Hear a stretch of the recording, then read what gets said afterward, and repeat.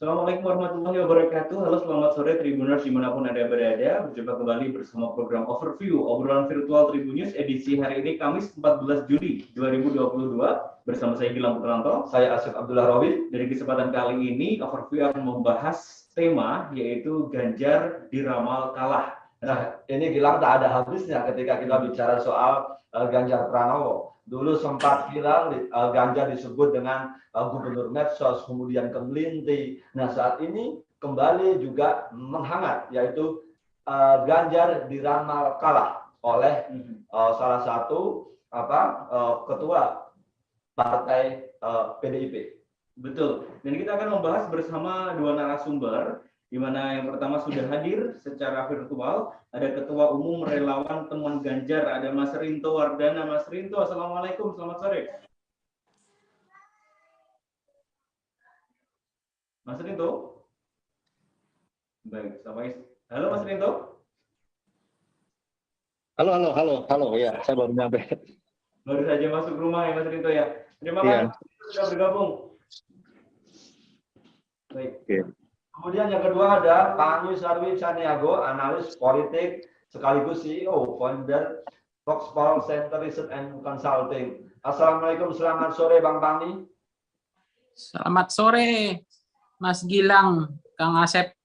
Terima kasih Bang Pangni sudah bergabung bersama kita. Baik, dan juga kami dari Tribunnews sudah berusaha menghubungi dari PDIP, ini menghubungi Bang Andreas Pereira dan juga Bang Masinton Pasaribu, namun keduanya berhalangan hadir dalam diskusi sore hari ini. Baik, langsung saja dua narasumber akan berdiskusi ya seperti itu bersama kami di sini. Tribunneers, untuk Anda yang ingin menyampaikan pendapat atau pertanyaan, langsung saja ramaikan di kolom komentar dan juga share video ini agar lebih banyak. Seperti itu. Saya ke Mas Rinto Wardana. Tadi di awal sudah disampaikan Asep ya intronya bahwasannya ini Ganjar Pranowo kembali ada statement dari Pak Bambang Pacul seperti itu, bahwasanya Ganjar tidak mungkin bisa menang, terutama di Jawa Tengah ya, tidak akan menang apabila dicalonkan tidak dari PDIP atau dicalonkan partai lain. Komentar Anda sebagai relawan seperti apa ini? Ya, sebenarnya pertanyaan ini sempat juga dibahas di beberapa kali kesempatan ya, bahwa Pak Ganjar ini ya bagaimana nasibnya kalau Pak Ganjar tidak ada di PDIP, kan begitu ya. Pada waktu itu saya justru membuat statement sebaliknya. Seandainya Pak Ganjar tidak ada di PDIP dan Pak Ganjar ini merupakan tokoh kandidat presiden yang memiliki popularitas dan elektabilitas tinggi, maka semua relawan atau simpatisan dan pemilih-pemilih yang bersimpati kepada Pak Ganjar tentu akan mengikuti di mana Pak Ganjar pergi. Yang akhirnya ini akan menjadi satu kerugian besar bagi PDIP. Ibaratnya begini, ketika konstituen ini memilih Pak Ganjar di dalam kapasitasnya sebagai kader PDIP, maka secara secara tidak langsung juga mereka memilih PDIP karena kan partainya kan PDIP. Nah, bagaimana sebaliknya jika Pak Ganjar tidak ada di PDIP, maka ini akan terjadi para pemilih ini akan meninggalkan PDIP dan ini adalah kerugian besar bagi PDIP ketika pemilih Pak Ganjar ini tetap ada di Pak Ganjar tetapi menggunakan kendaraan partai politik lain di luar PDIP. Nah, ini sungguh sangat disayangkan kalau hal ini terjadi dan akan menjadi kerugian besar. Saya berpikir sebaliknya, tidak seperti yang mungkin dikatakan oleh tokoh-tokoh PDIP bahwa kalau Pak Ganjar tidak akan berpindah kepada partai lain, maka PDIP Ganjar tidak akan terpilih misalnya. Itu yang harus justru dipikirkan sebaliknya supaya cara berpikirnya tidak demikian.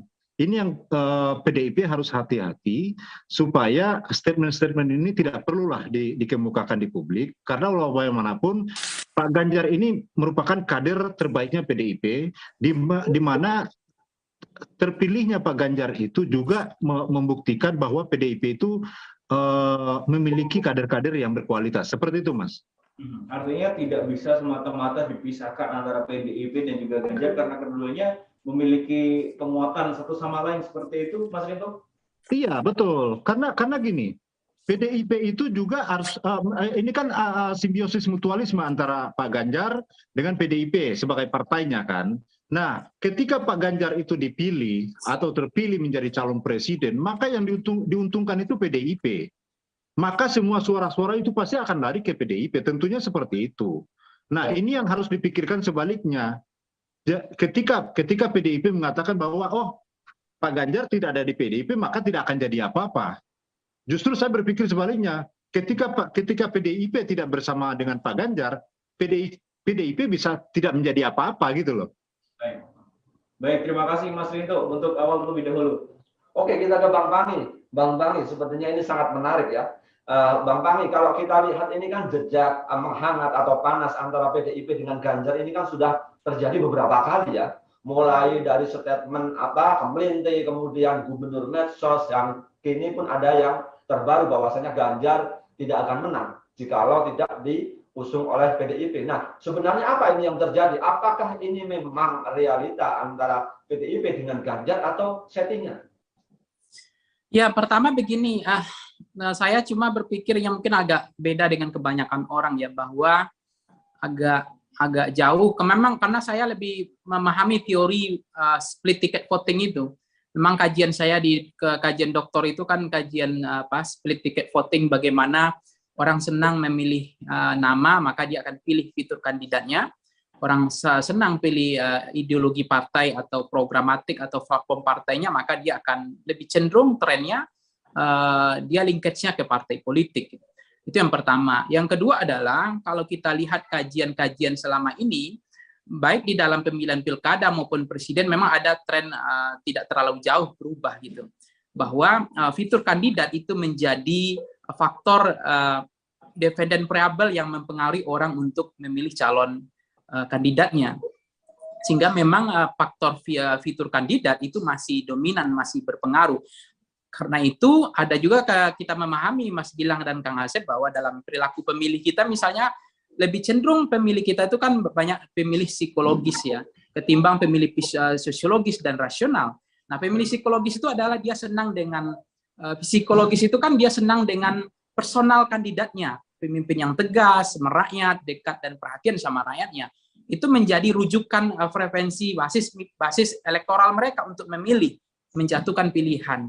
Nah, itu yang kemudian berbeda dengan pilihan misalnya kalau di pilkada pun tidak terlalu jauh beda. Cuma ini akan menarik data-data yang saya punya. Misalnya begini, kalau kita ambil misalnya by cross step data, misalnya kalau kita in zoom pilihan partai dengan pilihan presiden itu akan kelihatan banget. Gitu.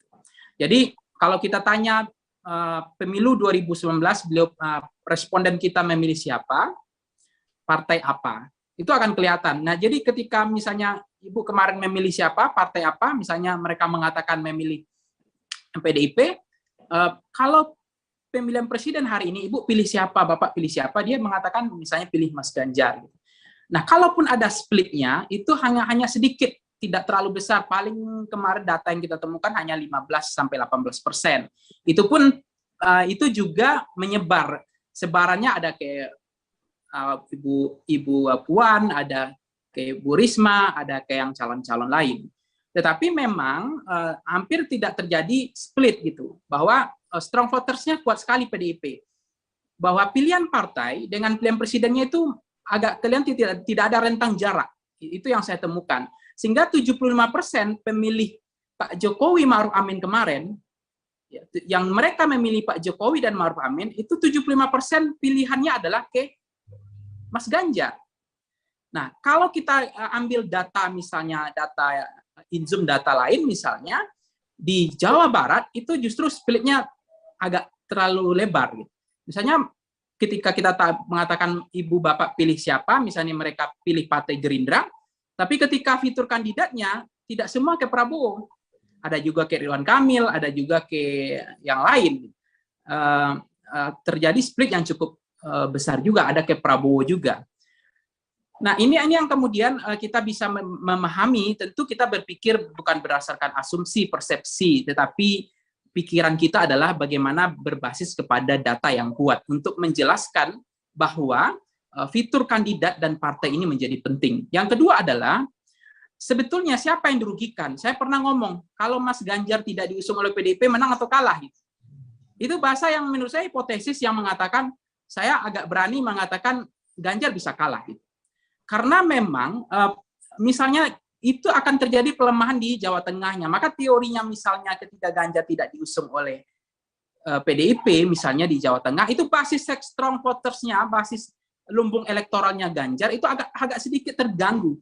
Karena jangan lupa partai AD di partai partisanship membership di Jawa Tengah itu besar sekali, 12%. Mereka itu memilih banyak itu adalah bukan simpatisan, tetapi mereka adalah ada anggota partai, ada kader partai, ada mereka kemudian adalah simpatisan partai, itu besar sekali. Maka tidak heran kita di Jawa Tengah itu, siapapun yang diusung oleh PDIP itu tuh jadi.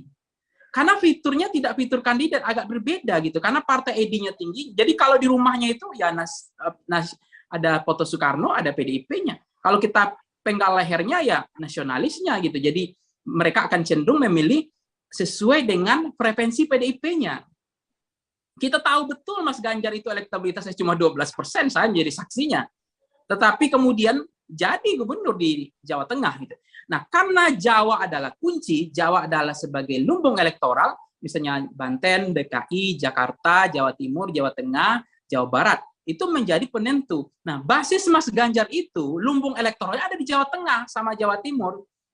Jawa Barat mungkin agak terjadi perebutan elektoral, karena zonasi wilayahnya bukan zonasi wilayah pertempuran primer beliau, tapi zonasi wilayah beliau ada di Jawa Tengah. Itulah kemudian kita memahami bahwa statement ini bisa saja benar gitu, bahwa kalau Mas Ganjar tidak diusung oleh PDIP, itu kalah.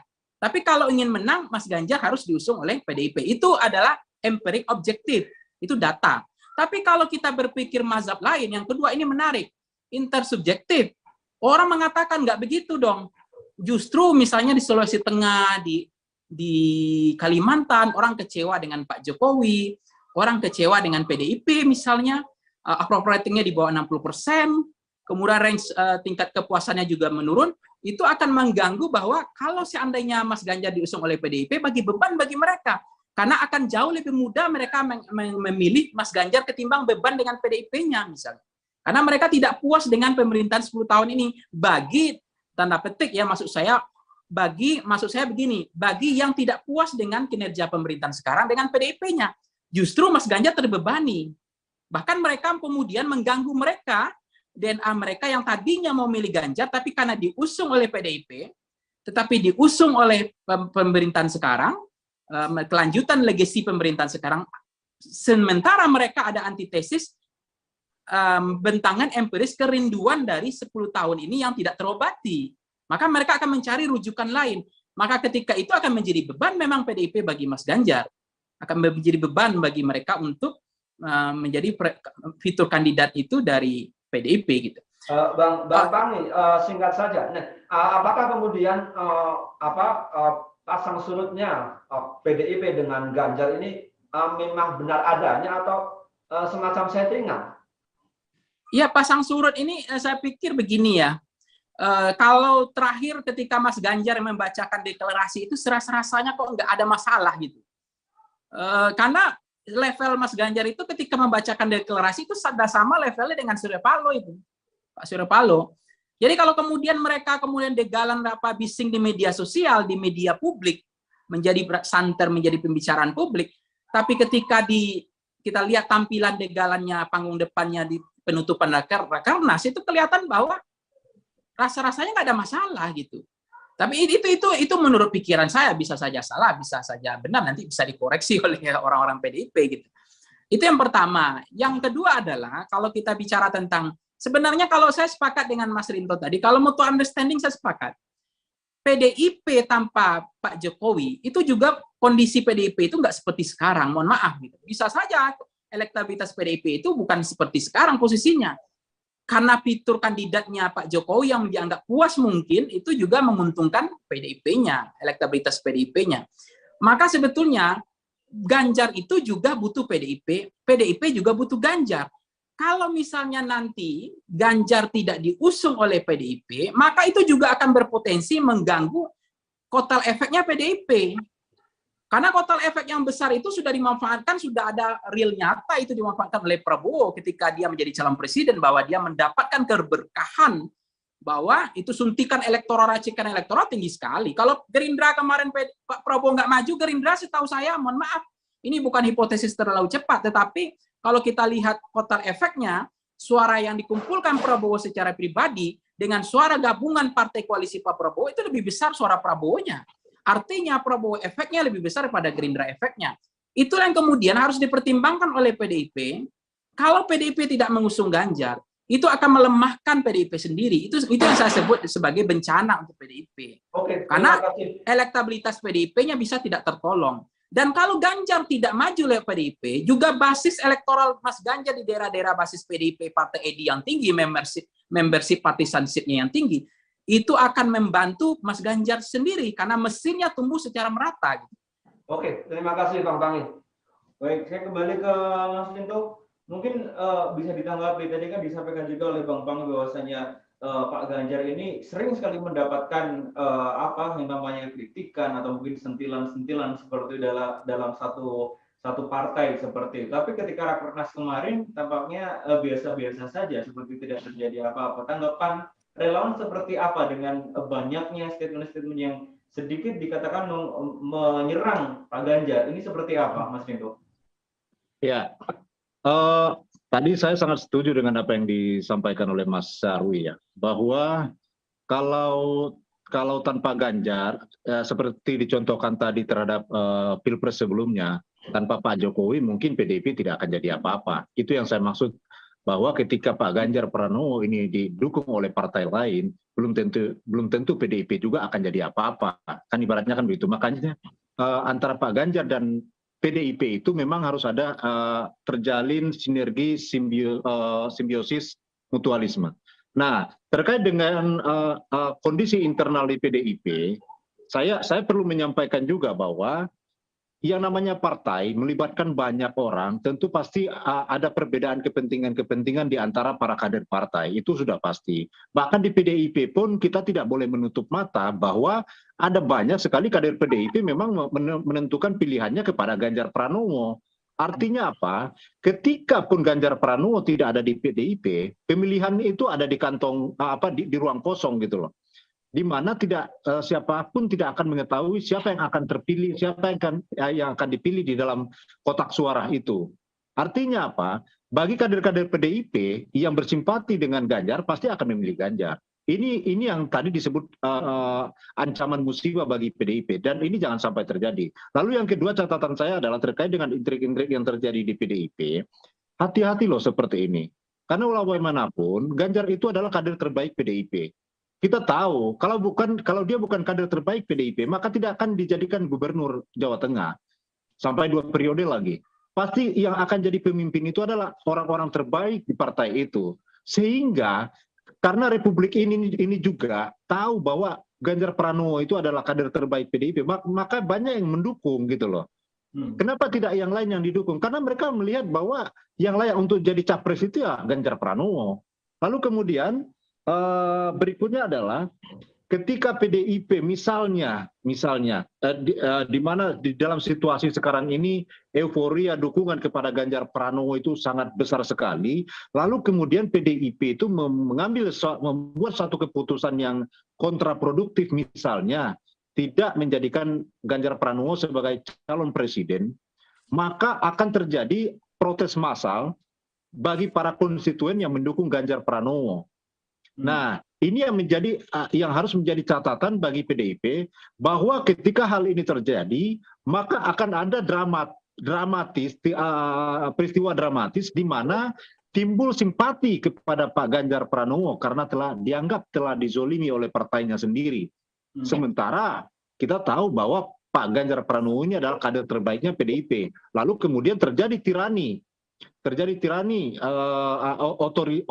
tindakan otoriter di dalam partai PDIP, di mana tidak mengusung Ganjar Pranowo sebagai presiden atau capres, maka ini yang harus menjadi catatan PDIP supaya jangan sampai terjadi. Ketika terjadi dukungan massal terhadap Ganjar Pranowo, dengan tidak dijadikannya dia sebagai capres, maka dukungan itu akan semakin besar seperti bola salju. Ini yang justru berbahaya bagi PDIP. Karena setiap orang di Republik ini, tindakan-tindakan yang dianggap penzoliman itu, di situ akan terjadi simpati, tumpukan simpati yang besar kepada orang yang dianggap dizolimi. Maka itu yang harus diperhatikan oleh PDIP. Baik, Mas Rinto, tadi Anda menyampaikan bahwasanya kita tidak boleh menutup mata bahwasanya di internal PDI pun ini juga banyak sebetulnya ada kader-kader yang mendukung Pak Ganjar Pranowo untuk maju di 2024. Itu adalah keyakinan Anda atau memang Anda sudah mendapatkan beberapa informasi atau bocoran dari internal PDIP, Mas Rinto? Iya, jadi sebenarnya begini, Mas. Saya juga tidak mau mendahului tidak mau mendahului keputusan PDIP seperti apa ke depannya. Walau bagaimanapun saya bangga pada PDIP karena bisa mengkader orang seperti Pak Ganjar ini sedemikian rupa sehingga menjadi sosok yang menarik bukan hanya di kalangan PDIP saja, tetapi juga dari rakyat-rakyat biasa dan juga dari partai lain. Anehnya kan itu. Kenapa partai lain justru di satu sisi partai lain itu melirik Pak Ganjar, tetapi di partainya sendiri dianggap tidak berguna. Makanya saya melihat bahwa fenomena ini menjadi bukti bahwa di PDIP itu memang ada intrik-intrik itu dan ada banyak faksi di mana faksi-faksi ini punya kepentingan masing-masing. Dan itu sebenarnya ini sudah menjadi fakta lah ya, karena sudah berkali-kali juga diberitakan oleh banyak media, adanya intrik itu, adanya kandidat lain yang mungkin ingin dinaikkan oleh PDIP, tetapi ternyata elektabilitas, popularitas tetap juga tidak bisa terkejar dengan popularitas dan elektabilitasnya Pak Ganjar. Nah, ini yang harus menjadi PR bagi PDIP. Ini ada masalah apa? Kenapa ketika kita munculkan kandidat lain justru tidak menyamai popularitas atau elektabilitas Pak Ganjar? Ada apa? Berarti apa? Kalau dipaksakan juga kandidat ini, maka ini yang akan jadi bumerang bagi PDIP. Nah, kalau ditanya, apakah saya sudah dapat informasi bahwa PDIP sebenarnya juga tidak akan benar-benar tidak akan mendukung Ganjar dan segala macamnya?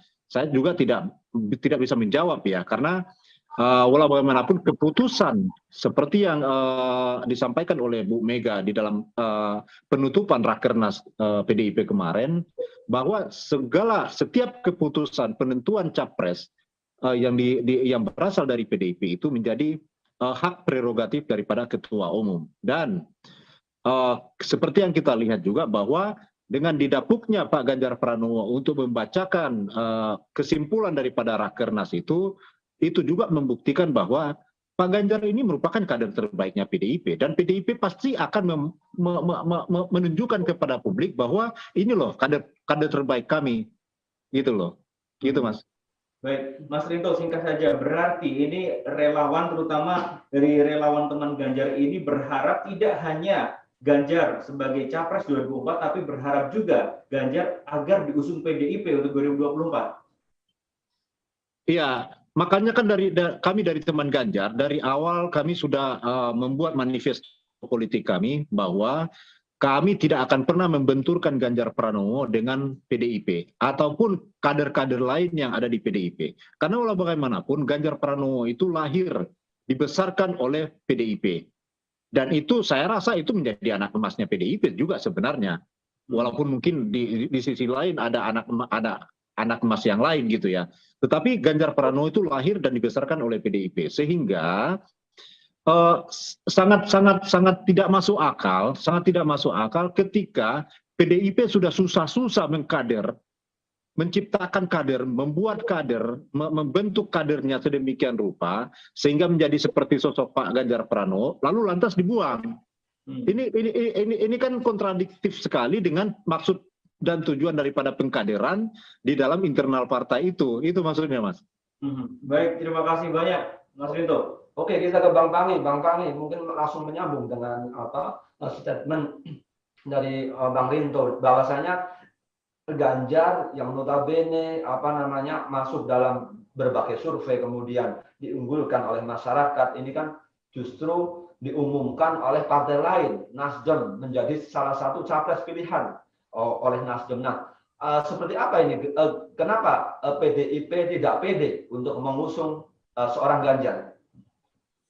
Ya, kalau soal PDIP percaya diri, level confidence-nya soal terhadap Mas Ganjar atau terhadap yang lain itu kan itu Ibu Mega yang tahu ya. Tetapi intinya begini, soal kaderisasi yang disampaikan Mas Rinto, saya sepakat dan setuju banget bahwa satu-satunya partai hari ini yang bisa mengusung calon presidennya yang adalah kader terbaiknya itu adalah Mas Ganjar, salah satunya, di samping ada Pak Prabowo gitu. Karena kan tradisinya ini sebenarnya ini adalah nuansa kebatinan dari Ibu Mega sendiri. Kenapa saya bilang ini adalah nuansa kebatinan Ibu Mega? Ibu Mega kan seringkali kita menggunakan bahasa diksi frasa, saya nggak peduli tuh elektabilitasnya tinggi, mau duitnya banyak, nggak peduli. Yang penting dia itu adalah kader partai, petugas partai. Dia adalah orang-orang terbaik di partai. Jadi itu kan sebetulnya menyindir oligark yang selama ini mentang-mentang punya banyak duit, suka-suka beli partai gitu. Belakang layar berani beli partai. Padahal mereka tidak mengakar di partai politik. Tidak tahu menau, tiba-tiba karena mentang-mentang banyak duit, ada modal elektabilitas, berani tuh mau finishing touch, mau belanja dengan partai. Kemudian partainya pun, ketua umum partainya pun mengatakan tidak jadi maju karena duitnya kurang, elektabilitas juga nanggung. Akhirnya mereka kasihlah kursi boarding pass tadi kepada orang non-partai, bukan kader terbaiknya. Makanya tradisi mazhab meritokrasi itu menjadi penting sekali, bahwa ini pas sekali gitu. Bahwa dia adalah kader, dia usung oleh partai sendiri. Nah itu sebuah nilai plus yang dimiliki oleh PDIP, tidak dimiliki oleh Nasdem. Mohon maaf, partai-partai yang lain juga saya lihat nggak memiliki itu. Termasuk Golkar. Gitu. Mereka punya kelemahan. Sumber basis elektoralnya lemah, kemudian dukungan partainya juga tidak terlalu kuat ya, kemudian logistik mungkin juga ada masalah. Jadi intinya sebenarnya saya ingin mengatakan sesuatu yang harus disyukuri ini adalah angin segar ya. Sebetulnya PDIP harus berbangga memang bahwa mereka bisa mengusung kader terbaiknya. Kita bisa bayangkan misalnya yang jadi calon presiden besok itu adalah orang yang tiba-tiba ya tidak mengakar di partai politik, ini tahu dari mana tiba-tiba sibuk dan percaya diri banget. Ada tuh menteri sekarang percaya diri banget, dia bukan kader siapa, tiba-tiba merasa akan diusung oleh partai politik karena tadi tuh merasa mentang-mentang punya duit gitu bisa beli partai. Nggak bisa. Makanya Ibu Mega kan akan melawan demokrasi kapitalis ya, demokrasi elektoral yang berbasis kepada uang gitu ya. Dia ingin membangun, itu sebenarnya sindiran, dan itu sebetulnya memperkuat Ganjar sebetulnya. Bahwa tidak bisa dalam partai politik itu adalah transaksional pragmatis. Politik itu harus punya ideologi, harus punya platform, harus punya programatik yang clear gitu. Jadi tidak ujuk-ujuk ini siapa gitu, tiba-tiba percaya diri banget, trust building-nya kuat banget untuk rasa-rasanya sudah akan diusung partai, padahal dia bukan kader partai, bukan juga punya kendaraan partai, dan ini orang siapa gitu. Hanya bermodal menteri saja udah percaya diri banget, ada gitu. Jadi saya pikir dengan kondisi sekarang sebetulnya PDIP itu harus bersyukur banget gitu. Jadi sama halnya begini, ini mungkin statement saya mungkin bisa dikoreksi juga salah mungkin ya. Orang mengatakan harusnya PDIP bersyukur, berterima kasih dong kepada Pak Jokowi gitu kan. Atau sebaliknya PDIP harus Pak Jokowi harus berterima kasih dong kepada PDIP yang sudah mengusung Pak Jokowi di Solo, di DKI, di Pilpres, termasuk anak dan menantunya. Tetapi jangan lupa, mutual understanding itu terjadi. Kalau seandainya Pak Jokowi bukan presidennya yang diusung oleh PDIP, belum tentu juga PDIP mendapatkan keberkahan elektoral posisi sekarang gitu. Jadi ini yang kemudian harus saling memahami bahwa ketergantungan antara fitur kandidat dengan fitur politik, partai politik itu sangat kuat sekali. Maka kalau linkage-nya kuat, kesuksesan Pak Jokowi itu adalah kesuksesan PDIP. Maka kan kenaikan elektabilitasnya Mas Ganjar itu adalah punya korelasi konsekuensi logis terhadap kenaikan elektabilitas PDIP-nya. Karena ini paket yang tidak bisa dipungkiri karena linkage-nya dekat banget. Kan orang tidak ada yang mengatakan bahwa Mas Ganjar ini kader mana sih? Atau sudah diwakafkan ke masyarakat Indonesia sehingga dia tidak ada partainya? Kan tidak. Dia pakai baju partai. Kalau kita bicara, mohon maaf, Ridwan Kamil misalnya dianggap dia sudah diwakafkan kepada masyarakat Jawa Barat, dia tidak lagi memakai baju partai, itu tidak ada masalah karena memang tidak ada kedekatan dengan Nasdemnya, kelihatan banget gitu. Tapi ketika kita bicara Mas Ganjar, itu kan merahnya nggak ada yang kurang di situ. Jadi kita bicara Mas Ganjar, ya PDIP ya Ganjar. Jadi kalau misalnya nanti Ganjar efeknya lebih besar daripada PDIP efeknya, itu akan menolong PDIP-nya nanti gitu. Bang Pang, itu yang saya harus dipahami oleh PDIP itu adalah saling menguntungkan. Bang Pang, kalau bicara elektabilitas ini kan ada survei terakhir ya dari Parameter Politik Indonesia bahwasanya Ganjar menapaki posisi paling atas dan Ganjar unggul 25,4%, sementara Prabowo hanya 19,19% dan Anies Baswedan 17,8%. Nah, ini menandakan apa, Bang Pangi, dengan menapaki Ganjar di posisi pertama? Apakah ini menjadi alarm untuk capres lain? Ya, survei itu tergantung kapan data itu diambil, itu harus pahami juga kita, dan setelah lewat dari data itu diambil, dia tidak bisa lagi menggambarkan kondisi setelah itu. Nah, itu yang pertama. Yang kedua adalah, saya sepakat juga bahwa pada suatu hari, suatu saat, bahwa bisa saja ketua umum partai atau pengurus partai mengatakan untuk menjaga wibawa, karisma, dan ideologi partainya, bahwa elektabilitas bukan penentu gitu. Itu boleh saja, nggak ada masalah. Tetapi kadangkala di akhir nanti, di injury time last minute, nanti akan menyerah kepada realitas elektoral. Gitu. Preferensi elektoral tetap akan menjadi rujukan terakhir. Sehingga kalau kemudian kenapa Ibu Mega menaruh kursi yang boarding pass itu dikasih ke beliau, kemudian beliau serahkan kepada Pak Jokowi, karena realitas tren elektabilitas Pak Jokowi waktu itu. Potensi kans menangnya besar banget. Itu juga kemudian besok, jangankan untuk anaknya ya, Mbak Puan sebagai putri mahkotanya, untuk dirinya sendiri Pak Ibu Mega pernah berkorban gitu. Jadi saya sangat Ibu Mega adalah seorang yang kalkulasi matematika politiknya sudah terukur, bahkan dia sudah menjadi mentor nasional dalam politik. Beliau sudah punya kalkulasi yang sudah matang gitu. Jadi tentu mereka juga tidak akan mau melakukan bunuh diri politik gitu. Artinya kalau memang realitasnya nanti misalnya elektabilitas, sekarang kan kalau seandainya Mbak Puan nggak ada nih, seandainya nih misalnya, ini kan nggak bakal ribut begini sebetulnya. Jadi ini ada kondisi memang wibawa partai sebetulnya yang ingin dijaga, bahwa ada trust Soekarno-nya di situ. Ini menurut saya ada kesulitan di situ. Tetapi kalau enggak ya ini sebenarnya nggak perlu ada bising-bising begini. Ributnya cuma di situ gitu. Nah, cuma nanti ketika sekarang kan PDIP memang memberikan ruang gerak, semestinya kalaupun berbeda pandangan pendapat sebetulnya nggak ada yang perlu disangsi ya menurut saya, karena kan belum ada keputusan. Tapi kalau nanti sudah keluar keputusan, kemudian ada yang membangkang, ada yang tidak loyal, ada yang tidak tegak lurus, ya itu harus diberhentikan, wajar gitu. Termasuk seandainya Mas Ganjar juga akan siap dengan kondisi itu. Nah, itu juga kemudian yang sudah dipercontohkan oleh Ibu Mega di Jawa Tengah. Waktu itu ada wakil gubernur yang nggak diusung, habis itu diberhentikan karena nggak loyal, nggak ikut perintah partai. Ibu Sri waktu itu setahu saya gitu. Nanti boleh dikoreksi. Baik, saya ke Mas Reto mungkin bisa langsung ditanggapi terkait kemungkinan di last minute ya, seperti halnya Pak Jokowi yang kemudian mendapatkan boarding pass dari Bu Mega di tahun 2014 kemarin. Tanggapannya?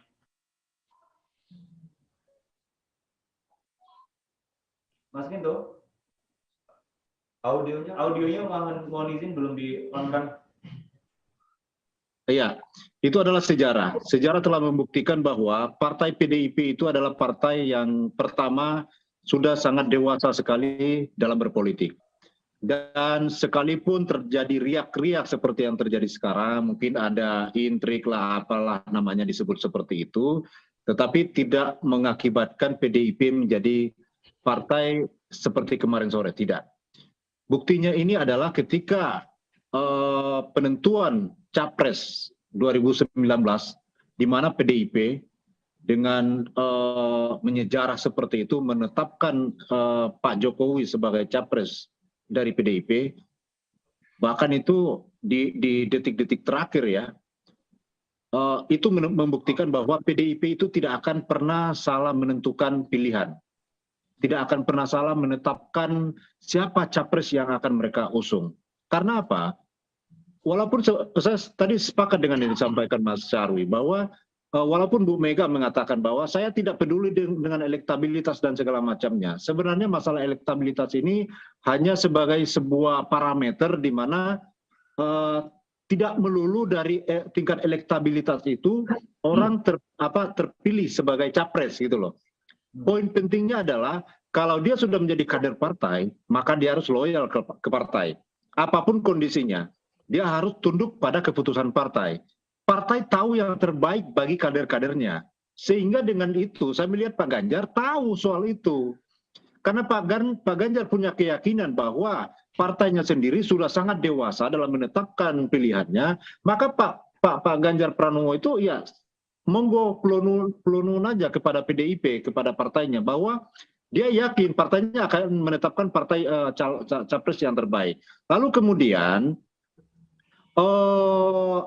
keberadaan Pak Ganjar di PDIP itu tadi menandakan bahwa Pak Ganjar ini ikut sebagai kader PDIP, membesarkan PDIP dengan caranya sendiri. Sudah pasti seperti itu. Sehingga kontribusi-kontribusi inilah yang juga menjadi parameter bagi PDIP di detik-detik terakhir bahwa capres yang terbaik dari PDIP itu dari kadernya sendiri. Dalam hal ini bisa Pak Ganjar. Ya kan, karena ini juga sudah diuji bahwa ketika penentuan kandidat gubernur di Jawa Tengah, kenapa tidak kader yang lain? Kenapa harus Ganjar? Kan begitu. Berarti apa? Pak Ganjar itu punya nilai tersendiri, di mana di mata PDIP itu adalah satu keunggulan. Kemampuan leadership-nya ada, simpatinya kepada masyarakat ada, dan indikator-indikator lain tentunya, ya kan? Pasti PDIP punya parameter itu sehingga PDIP menentukan gubernur Jawa Tengah yang diusung oleh PDIP itu adalah Pak Ganjar.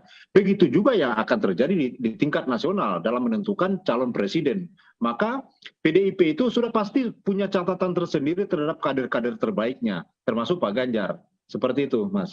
Mas Rinto, berarti Anda masih meyakini bahwasanya PDIP ini akan tetap mengusung Pak Ganjar di 2024, apakah Anda memiliki keyakinan itu? Kalau kami pasti yakin. Karena kenapa? Keyakinan kami itu dibarengi dengan kerja keras kami sebagai relawan. Kalau relawannya tidak gigih dalam memperjuangkan Pak Ganjar sebagai capres yang berasal dari PDIP, maka itu adalah kegagalan daripada relawan juga. Tetapi ketika relawan sudah bekerja sangat maksimal, maka tidak salah juga kita punya keyakinan bahwa PDIP akan menentukan capres yang ditunjuk adalah Pak Ganjar. Sehingga dengan demikian, kami sedari relawan akan bekerja keras untuk tetap mempertahankan baik dari segi elektabilitas maupun popularitas Pak Ganjar sebagai capres yang berasal dari PDIP. Pekerjaan inilah yang sedang kami kerjakan sekarang, di mana kontribusi daripada relawan ini juga menjadi kontribusi kepada PDIP. Sehingga PDIP juga harus melihat hal ini. Ini adalah hal positif, di mana tanpa mereka melakukan satu perintah kepada masyarakat, kepada relawan ini sudah bergerak sendiri, di mana mereka memperjuangkan Ganjar sebagai capres. Secara mutatis mutandis pun kita juga memperjuangkan PDIP untuk mengungguli, merajai kompetisi di Pileg maupun di Pilpres di 2024 nanti. Jadi kami tidak salah juga memiliki keyakinan bahwa yang akan dipilih oleh PDIP sebagai capresnya adalah Pak Ganjar, karena kami mengukur dari kerja keras kami sebagai relawan bahwa Pak Ganjar ini harus tetap ada pada nominasi-nominasi tertinggi di dalam tingkat pemilihan Capres 2024. Begitu, Mas. Baik, terima kasih Mas Rinto. Oke, kita ke Bang Pangi. Bang Pangi, kalau kita tahu ini kan Ganjar Pranowo ini kan 2 kali menjadi gubernur Jawa Tengah, kemudian merajai di dalam survei-survei. Nah, apakah yang kemudian bisa meluluhkan hati PDIP bisa mengusung seorang Ganjar? Ya, kalau untuk kemudian di injury time last minute, apakah Ibu Megawati akan luluh atau menyerahkan itu kepada boarding pass kepada Mas Ganjar, tentu itu akan melihat tren dan dinamika. Saya juga memahami misalnya gini, Pak Jokowi kan tidak pernah ngunci juga siapa calon presiden ke depan. Karena itu akan juga blunder bagi beliau. Beliau tahu nanti akan melihat itu potensi bukan elektabilitas sekarang, tapi trennya. Kalau tren elektabilitasnya siapa yang bandwagon efeknya kemungkinan gol, maka dia akan percaya dengan mazhab itu, dia akan usung gitu. Karena itu adalah aspirasi kehendak masyarakat. Walaupun itu tidak menjadi footnote awal gitu, rujukan awal. Tetapi intinya politisi itu biasanya akan fokus kepada tren. Nah, itu tren itu apakah kenaikannya stagnasi atau ada tren kenaikan yang signifikan. Itu juga akan melihat Ibu Mega, dan bukan sembarangan saya lihat, tentu dia akan mengundang juga orang-orang yang dia bisa percaya untuk melihat bagaimana potensi elektabilitasnya ini. Ini bisa leading nggak ke depan atau ada kemungkinan kalah atau dan seterusnya. Itu akan dihitung secara matematika politik gitu. Nah, itu yang kemudian apakah Ibu Mega akan luluh di akhir nanti, apakah boarding pass akan dikasih ke Mas Ganjar berdasarkan rational choice ya, rational voting behavior itu kan lihat track recordnya, lihat programatiknya yang dia punya, pikiran gagasannya tentang keindonesiaan, kebangsaan dan kebinekaan apa clear atau tidak, tentang bagaimana kontribusinya terhadap partai, itu juga pasti akan menjadi preferensi awal, termasuk misalnya kapasitas, kompetensi mereka untuk mengurai persoalan fundamental yang begitu berat ke depannya. Itu yang dibilang Ibu Megawati, jadi presiden ke depan itu harus yang tepat gitu. Tidak hanya cukup dia hanya bermodal elektabilitas, karena memang modal elektabilitas itu kan basis data kuantitatif, positivistik. Itu basis data yang sebetulnya tidak dalam. Karena itu pandangan permukaan saja dari masyarakat. Maka yang memahami istilahnya itu adalah positivistiknya, kualitatifnya, deepeningnya, pendalamannya itu pada orang-orang yang mengerti tentang politik Indonesia ke depan. Seperti apa sosok figur yang dibutuhkan oleh Indonesia ke depan? Strong leadership seperti apa? Personalisasi seperti apa? Apa cukup dengan perhatian sama rakyatnya, peduli dengan rakyatnya, dekat dengan rakyatnya, sederhana, kemudian tampil di media sosial, atau hanya bermodal elektabilitas tinggi? Apakah itu mampu menjawab permasalahan yang menjadi tantangan yang begitu berat di Indonesia ke depan gitu. Nah, itu yang kemudian yang dihitung oleh Ibu Mega, kemudian beliau menggunakan sindiran, ya kami tidak menjadikan elektabilitas sebagai rujukan awal gitu, bahwa mohon maaf, elektabilitas tidak menjadi hal yang dianggap itu menjadi pasti kalau elektabilitas Ganjar bagus maka diusung, enggak gitu. Tapi beliau punya pandangan sendiri bahwa ini harus disesuaikan dengan user Indonesia ke depan, apa yang menjadi kebutuhan kita gitu, untuk menjawab tantangan yang begitu berat. Nah, ini yang menurut saya yang pertama. Yang kedua adalah, kalau kita lihat selama ini, memang PDIP main di injury time last minute. Makanya ketika mereka membangun koalisi ataupun membangun kerjasama nanti namanya, saya lihat itu partai lain juga tidak mau memulai menyebut nama kandidasi. Maka koalisi sekarang itu kan koalisi sebetulnya tidak memenuhi kriteria sebetulnya, karena koalisi tanpa kandidasi. Jadi ini hanya pasang-pasangan yang dianggap chapter awal, penjajakan, penyamaan platform, programatik, isu-isu, membangun chemistry politik. Tapi untuk sejauh ini menyebut soal mengunci kandidasinya siapa kan belum. Tetapi agak berani memang Nasdem gitu. Itu yang membuat PDIP juga agak sedikit meradang saya lihat. Nasdem sangat berani untuk mengeluarkan 3 nama itu. Bayangkan kalau seandainya 3 nama itu nanti tren elektabilitasnya terjadi stagnasi misalnya, itu akan membuat ruang gerak Nasdem maksud saya akan terganggu, akan kesulitan karena sudah mengunci dengan 3 nama itu. Di satu sisi lain ini baik karena akan mensosialisasikan calon presiden itu yang adalah orang-orang terbaik, putra-putra terbaik itu jauh-jauh hari kepada masyarakat sehingga bisa dikuliti apa kapasitasnya, apa narasinya, apa pikirannya, apa semangatnya, seperti apa dia mengatasi masalah keindonesiaan ke depan yang begitu complicated. Jadi tidak memilih kucing dalam karung, itu bagus sebetulnya. Tetapi partai-partai lain kan belum ada yang berani untuk menyebut nama kandidasi itu. Jadi masih merahasiakan. itu kartu truf ya mungkin nanti itu kartu itu di akhir. Nah, ini yang bagi rumit menurut saya, Mas Rinto. Kapan PDIP memutuskan itu, dan kapan partai lain harus mengakuisisi, men-take over Mas Ganjar? Ini yang menjadi menurut saya nggak tahu ini bagaimana membaca sebagai pengamat, saya in zoom-nya di situ nggak bisa sekali. Jadi ini yang ibarat kata orang, kalaupun cinta segitiga masih saya bisa bahas. Tapi kalau soal gantung-menggantung, kunci-mengunci ini, injury time last minute, sampai kapan?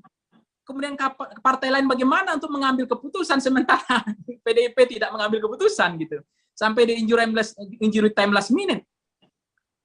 Nah, kalaupun nanti, kalau ada jarak, masih ada komunikasi, Mas Ganjar membangun komunikasi dengan partai lain. Andaikan misalnya tidak diusung oleh PDIP, andaikan. Nah, masih ada aja. Tapi kalau udah mepet banget, bagaimana itu kan komunikasinya begitu luar biasa. Karena PDIP, mazhabnya selama ini tradisi yang saya lihat PDIP itu pasti di injury time last minute gitu. Bang Pangi, apakah kemudian dengan adanya kemudian realita bahwasanya yang ditugaskan oleh Ibu Megawati adalah Puan Maharani yang keliling Indonesia. Nah, apakah kemudian pintu untuk Ganjar Pranowo ini seperti apa, Bang Pangi? Ya, Mas Asep ya, kalau saya sama Mas Gilang memahami ini agak beda ya. Kenapa beda? Kalau ketika ya, Puan ditugaskan untuk membangun penjajakan koalisi, ditugaskan untuk membangun kerjasama dengan partai politik lain, itu sebetulnya bukan soal karena Puan dipercaya sebagai calon presiden ke depan atau sinyal atau kode keras.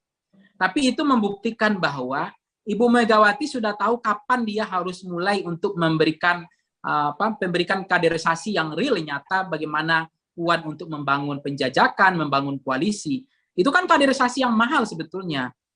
Ini yang diberikan oleh Ibu Megawati, diberikan ruang gerak kepada Mbak Puan untuk sudah mulai. Ini kan sebenarnya sudah tanda-tanda bahwa Puan adalah ketua umum partai masa depan. Gitu. Karena terahnya ketua umum itu nggak bisa tanpa terah Soekarno, kalau menurut saya sih. Kalau presiden boleh Pak Jokowi, boleh Mas Ganjar. Gitu. Tapi untuk ketua umum saya pikir agak sulit memang. Nah, mungkin kondisi ini yang mungkin soal kedepannya, Mbak Puan, Bu Mega sudah mulai bahwa ya harus pelan-pelan harus dibuat Mbak Puan mandiri gitu, sehingga sudah mulai punya kemampuan, punya kapasitas untuk mengorganisir manajemen partai, membangun koalisi, penjajakan, kerjasama, menemui partai-partai lain. Itu yang pertama. Yang kedua, ketika Mbak Puan diberikan keluasan ruang gerak untuk membangun penjajakan koalisi atau kerjasama dengan partai lain, itu bagus sebetulnya. Karena histori tadi ada mazhab partai ini tidak bisa ketemu karena ada jarak rentang ideologis misalnya, nasionalis sekuler dengan politik agama atau Islam misalnya, itu dianggap kemudian PDIP sama PKS selesai, tutup buku, kotak Pandoranya nggak bisa dibuka. Itu misalnya. Tapi di sisi lain kan ada juga pertemuannya tidak bisa kalau karena ada histori, sejarah, historikal yang membuat koalisi itu sulit. Nah, kalau kemudian misalnya Mbak Puan kan tidak ada hubungan beban berat sebetulnya dengan historikal itu.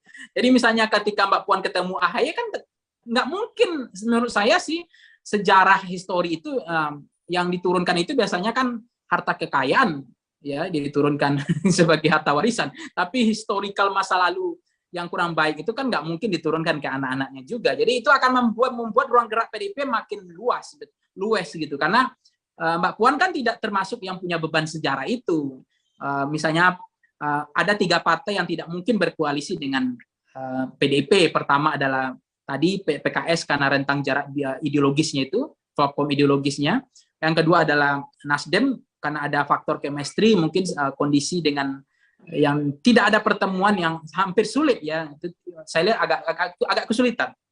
Termasuk Pak SBY dengan Demokrat ya, dengan PDIP juga masih ada kesulitan, komunikasinya masih deadlock dan tidak cair. Nah, dengan Mbak Puan barangkali mungkin bisa saja akan mengubah peta itu gitu, bahwa PDIP akan lebih luas untuk membangun komunikasi dengan partai manapun karena Mbak Puan menganggap itu bukan beban sejarah beliau gitu. Oke, terima kasih Bang Pangi. Baik, saya ke Mas Rinto terkait tadi yang disampaikan Bang Pangi bahwa ini juga agak sulit.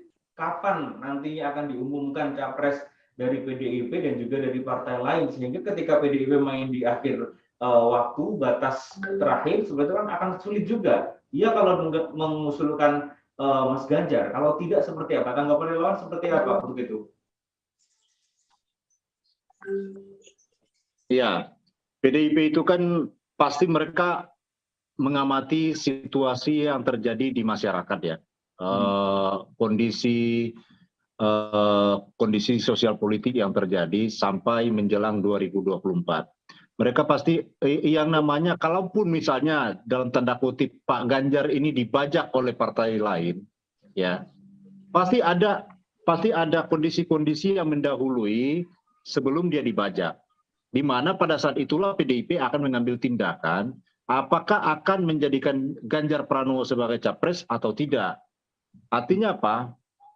Pada momentum itulah mereka akan bertaruh. Apakah mereka harus lebih duluan mengambil keputusan atau menunggu gebrakan atau manuver-manuver dari partai lain? Karena bagaimanapun kita sudah melihat fenomena ini akhir-akhir ini, di mana Partai Nasdem sudah menggadang-gadang ada 3 capres yang akan mereka jajaki di 2024 ke depan kan.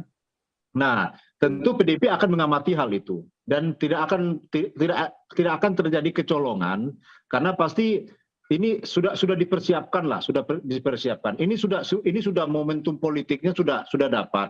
Setelah Rakernas kemarin, PDIP meminta supaya semua itu tenang, diam, supaya tidak terjadi riak-riak di mana ada pihak-pihak lain yang memanas-manasi situasi, membentur-benturkan Ganjar Pranowo dengan partainya, ataupun sebaliknya begitu. Sehingga sudah sangat tepat, sudah sangat bijak apa yang dilakukan oleh Bu Mega, supaya semua kadernya itu tenang dulu, semua keputusan terkait dengan pencapresan itu ada di tangan saya. Artinya apa? Bu Mega sebenarnya kan sudah tahu siapa yang akan diusung. Bu Mega tidak akan bertaruh, akan mengusung seorang tokoh yang tidak punya kemampuan, tidak punya bekal, tidak punya kapabilitas sebagai calon presiden. Sudah pasti seperti itu. Makanya ke depan ini PDIP pasti akan melihat situasi politik yang terjadi ke depan, kapan mereka akan mengambil kesimpulan, mengambil keputusan untuk menetapkan Ganjar Pranowo sebagai capres, atau apakah harus menunggu manuver dari partai lain, atau mengambil tindakan terlebih dahulu untuk menentukan capresnya. Seperti itu, Mas. Baik, Mas Rinto, kalau kita lihat dari berbagai survei, ini kan Ganjar selalu berada 3 besar seperti itu ya, kadang 1, kadang 2, jarang sekali menempati di posisi 3. Kalau Anda sebagai, dan juga teman-teman relawan, ini yang menjadi fokus apa? Kalau survei kan sudah pasti menang, tapi fokus saat ini yang dilakukan relawan ini penjajakan yang seperti apa, Mas Rinto? Iya, seperti yang saya sampaikan sebelumnya, bahwa tugas kami sebagai relawan adalah terutama yang di teman Ganjar, kami di relawan teman Ganjar, fokus kami adalah tetap mempertahankan posisi Pak Ganjar Pranowo di dalam setiap survei itu setidaknya masuk ke dalam posisi 3 besar. Itu tugas kami sampai 2024, sampai penentuan capresnya. Kenapa kami melakukan itu? Setidaknya di dalam setiap momentum survei, nama ini terus muncul. Nama ini terus muncul, Mas. Sehingga karena nama ini terus muncul di peringkat tertinggi survei, maka masyarakat juga secara psikologis akan melihat bahwa kenapa kandidat ini terus yang muncul. Kalau nggak Prabowo, Ganjar Pranowo, atau Anies Baswedan, kan begitu. Ada 3 ini yang selalu muncul di survei. Nah, tentu kan masyarakat akan melihat apa yang mengakibatkan 3 nama ini terus muncul, ya kan, terus muncul. Apakah karena memang mereka punya kemampuan, ataukah memang karena relawannya sangat gigih sekali bekerja, ataukah melihat backgroundnya si kandidat ini dari partai mana dia berasal, kan begitu.